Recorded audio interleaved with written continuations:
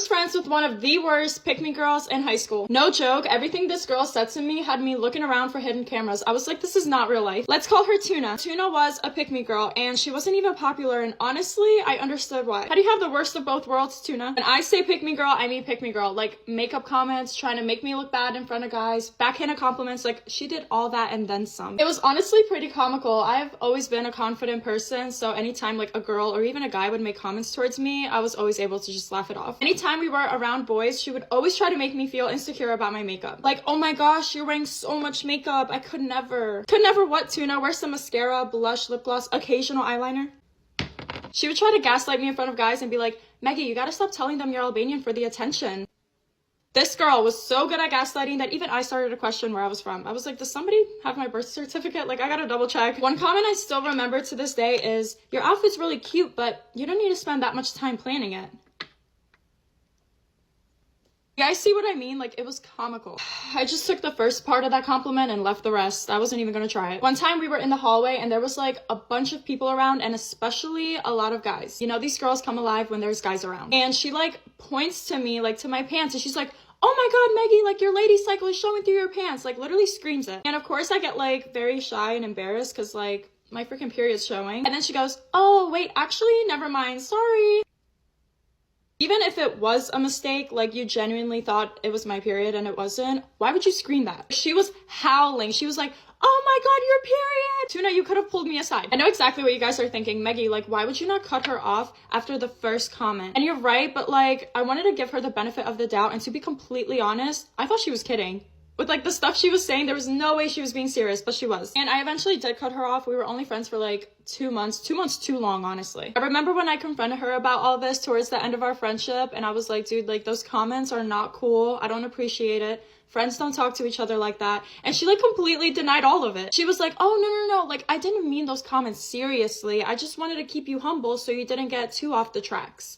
Tuna, what does that mean? Not only do these girls act like that, but they hate when you call them out for acting like that. I have no hate in my heart for this girl. Number one, we were like 14, 15. And number two, confidence is a very powerful drug, and these types of girls don't like that. Okay, maybe I have a slight distaste for this girl. Otherwise, I wouldn't have nicknamed her Tuna. Bye, guys. Love you. I think I have a stalker or worse. This guy broke into my house. First, let me give you the backstory. This story literally sounds unbelievable, and if I didn't have video, I bet that a bunch of you wouldn't believe me. Me and my mom lived together, and I had just gone out of town for the weekend, and she was also out of town, but we were not in the same spaces. We had 2 cats, and my mom got home before me, so she was looking for the cats to like make sure everything was fine. One of our cats was named Boo, and the other one was Rumpelstiltskin, and we could not find Rumpelstiltskin. That's when my mom noticed that the back door was left open. And my mom's like, there's no way that we just left the back door open for like 3 days. When my mom looks at the back door, she realizes that the lock is busted off. So at that point, my mom is like, oh no, is someone in the house? She calls the cops. And if you've seen my last few videos, you know that my mom has just been through it. She has lived a life that is worth the stress of like 10 lives altogether. Then this, on top of all of that, it's just too much. Anyways, this guy broke in, and I'll run you through the video. So this creepy guy takes a crowbar and busts the lock and comes into our apartment. Now keep in mind, no one is home and all the lights are off. He comes into the apartment and he goes straight to my room.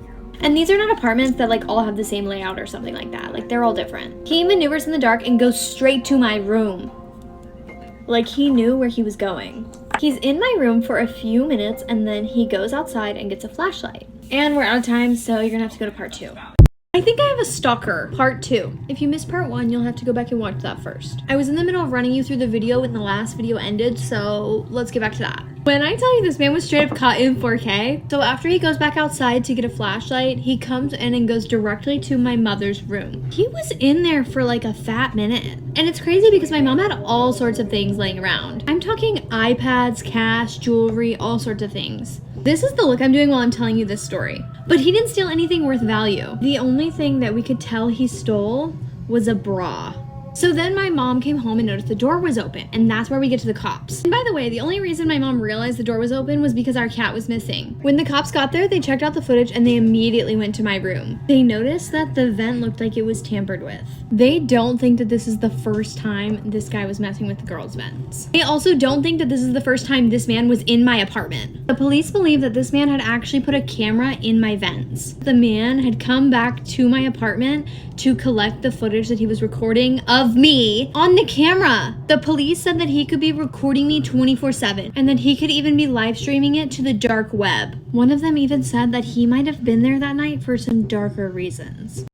My boyfriend asked me to pay for my birthday dinner. Disclaimer, this is not my story time. It was sent to me on Instagram. My boyfriend and I are nurses. We actually met in nursing school. He's 32, I'm 28. The story goes, we met in class. He was super charming, very good looking. He had the exact body type I liked. Muscular, but not super big. Has tattoos, blue eyes, tan skin, black hair. Basically could be Elvis. Every girl in our class had a crush on him. But I was getting chased by a bunch of the boys. He one day caught me staring at him in class. Then he came to talk to me and flirted with me. Right away, I told him I thought that he was cute, but that I would never date anybody from our class because I needed to focus. He agreed, but he wanted to become friends. We went out and had so much fun. 3 weeks later, he asked me to be his girlfriend and I said yes. Thankfully, we were both very invested in our studies. We were both paying off our own school. We pretty much had the same schedule. Go to school in the morning and work from home at night. On the weekends, we would dedicate ourselves to studying. We were a well-oiled machine. At this point, he would pay for dinners. If we were going on a date, he'd usually pay for it. But every now and then, I would pick up the tab, or I would take him a coffee, or his favorite croissants. Things started changing when we moved in together. He asked me if we could discuss finances and I said yes. He asked me how much money I was earning and I was honest. On average, I was earning about $3,000 more than he was. This is when he suggested that I should be paying more rent because I earn more money. I told him I did not feel comfortable with that and that 50-50 should be it. We actually got into a fight about it 2 weeks later, so I threatened to move out. That's when he agreed to 50-50. It's the night of my birthday and I'm sitting at a table full of friends and family. It was a magical night. My parents got to meet my new boyfriend and we all had fun. Parents offered to pay for me, but my boyfriend said no, that he would. When we got home, he asked me to Venmo him my portion of my meal. What? It was my birthday. We consumed about $400 and then he said that I could definitely afford that. I got really angry and left. The next day I broke up with him and moved back in with my parents. He's begging me to come back, but I think he resents that I make more money than him. My overreacting.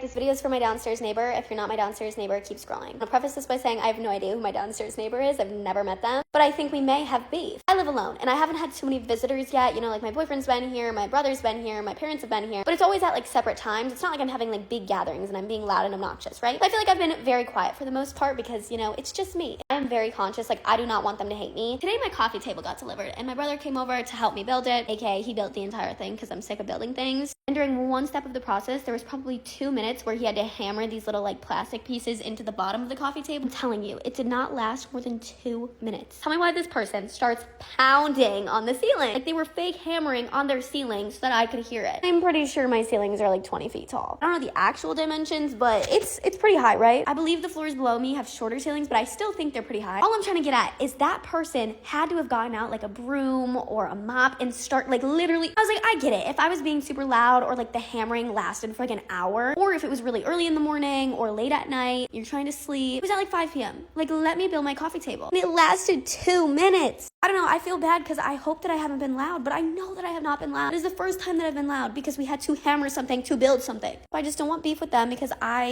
plan on having people here and I plan on, throwing little gatherings, and I hope doesn't become a problem. Anyways, yeah, if my downstairs neighbor is watching this, I'm very sorry that I had to inconvenience you today. I'll try to be quiet. I love you, and I hope that you can come upstairs and have a good time with me sometime. Unless you're weird, then don't come upstairs, actually, ever.